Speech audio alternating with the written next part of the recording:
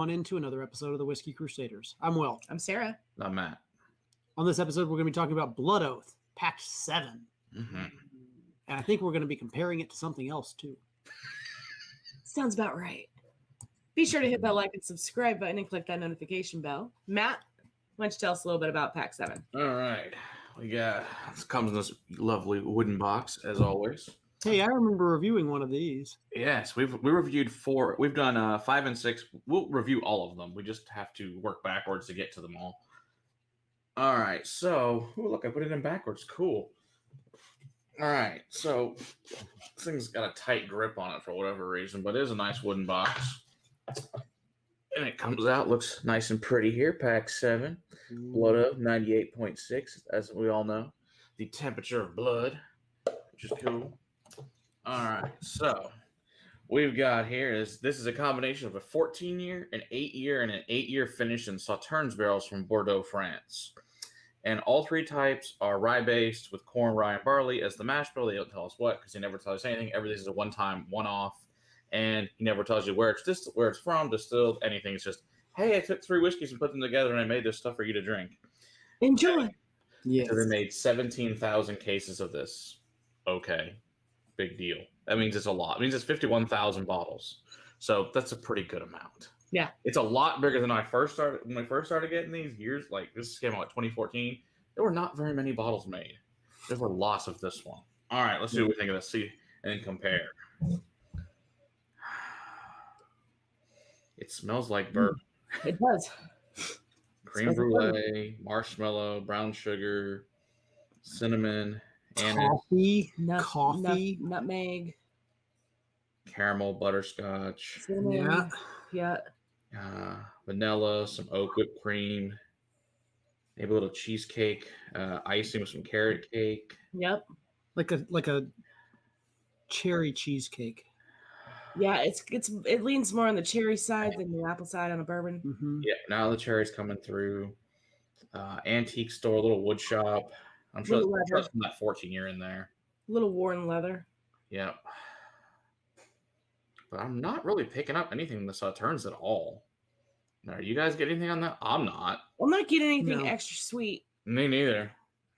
Interesting. I wonder how long. It said it was only part of it was that 8-year one, but it didn't say how long it sat in that Sauternes cast for either.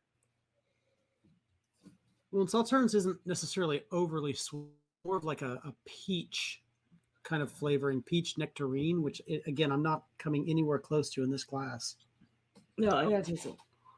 All right. On the taste, you get a little bit, like you said, that peach and the nectarines. But more still the cinnamon, black pepper, worn leather. There's a lot of cinnamon on here. Yeah, vanilla. Ooh, now it's got this like grape oil, like grape seed. That's interesting. Oily brown sugar and coffee. I mean, there's a lot going on in the glass, but I don't necessarily get the extra sweetness or a whole lot of peach or nectarine in this.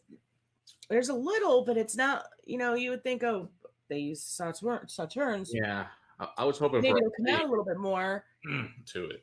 Not so much. I mean, I like it. Don't get me wrong. I do too. The black it. pepper at the end is really, really fantastic. It sticks out. It's quite prominent. The finish is still going for me. It's cinnamon. It's very prominent in the finish for me, and it's still going. Yeah, it's good. It's good, but is anything unique or special at the moment? To me, not so much. That's the disappointing part that I have. How long has this bottle been open? 2 or 3 weeks. And how far down is the bottle? Not very. So maybe we need to come back to it a little bit. Let it open up a little bit. I don't know. Blood Oath Night. Blood Oath, when we compared the 6, it was at the same level and it had been open about the same time when we reviewed 6. So I'm going to compare it to 6. Like, obviously 6 is from a year ago, but right. Hopefully it will be better. He gave us these samples.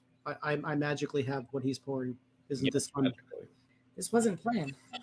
Not at all. It's spontaneous. Very spontaneous. It's the magic of movement. Pact 6 was finished in cognac barrels. I remember 6 being spectacular. 6 smells a lot different than 7. 7, no, this one. Well, quit hoarding it. Seven just kind of smells like a bourbon. 6 smells like a bourbon finished. Yeah, because and then 5 was who compared to 6 originally was a rum cask, and I know Yeah. that the 6 was way better than 5. Yeah. I'm really not I have not been the biggest fan yet of a rum cask finished whiskey. There hasn't been one that's won me over yet. Even the Ardbegs, like I just can't get behind that added sugar sweetness. So we're getting the Sauternes finishes up shows up way more now when you compare them. Yeah. Yeah, this is 6.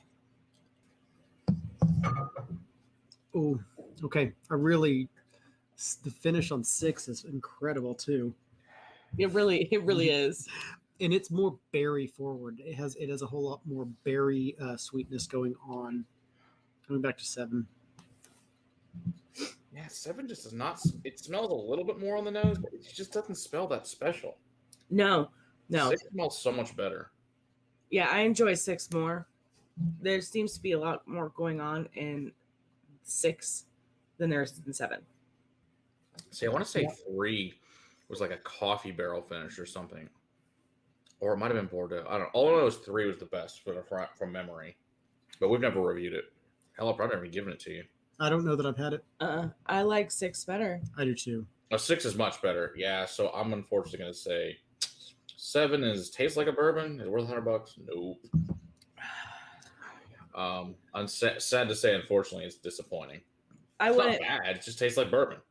I wouldn't pay $100 for that. It's not special.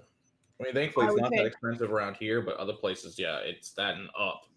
I'd pay, the $100 for the 6. 6 has been, 6. From what I remember trying, 3, 4, and 6 have been the ones that have been worth it.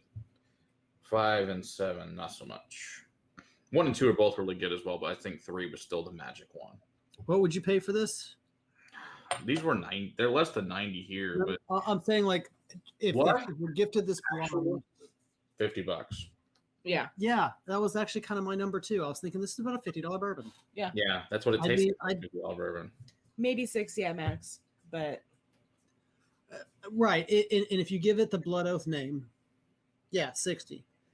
But I don't know. It's just not special. It's just like you said, the peach nectarine's there, but it's not floating. It's not doing it for me. It's not very what I want. hidden. I want it different. Yeah. My issue is trying to shoot for a specific proof point. Yeah. And assuming that the blend is going to be at its best there. Right. Like that to me, it's been bothersome to me from the very beginning of this. One of the first distilleries that I ever went to, they told me, we just proof everything to this proof because we just want to keep it simple. And I'm like, well, what if your bourbon tastes better at a different proof than your freaking rye? Like, I don't understand doing that. I would do everything by taste if I was involved in a distillery in any way. Like, to me, the idea of proofing it to this exact level every time, it's kind of asinine. Yeah. Agree. The whiskey is best at what it's best at. Yep. I agree. And that's what you should release it at. I agree, but that goes against what they're trying to do with Blood Oath. Yeah, but still, okay, so this one doesn't live up to what your past ones have. Why are we going to release it? Why don't we try again? Well, and they increased the volume by how much again, Matt? Yeah, it's at 51,000, which is significantly higher than past ones. So what probably happened was they created a blend and then it fell apart as they were proofing it down to the right proof. And what we got was a crashed version of what could have been a really, really fantastic. Yeah, I would guess at cast strength, this is probably pretty good. Oh, yeah. But I don't think so at 98.6. It's too low. It's too low. Okay. Yeah, and the 6 actually drinks a little bit higher to me. Mm-hmm. Oh, it absolutely does. It has a heat. This doesn't drink that way. No. No, it has a thinness. It feels like it crashed. Mm-hmm. It feels like the blend just came crumbling apart. I agree. Yep. I think it's another one. Save your money. Pass. Oh, yeah. Heard that. Definitely. Pass. All right. So look forward to next year. See if that one's better. That's all we can do, really. Yeah. Don't forget to hit that like and subscribe button and click that notification bell. And until next time, Keep on crusading. Put a whiskey in your glass. cheers. I'm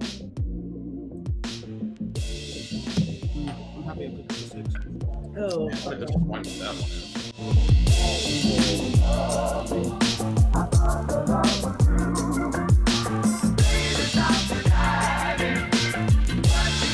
Just wait till we do Blood Oath tonight. I wonder if you'd come on and do Blood Oath tonight. Maybe. I can ask. Who? John Rempe, the guy that created it. He's the master distiller for Lux Nice. Maybe. Can't hurt to ask. Worst they can tell us is no. Right. The worst they can tell us is we have this great rep that we can send over. Yeah. They've done so fucking great lately.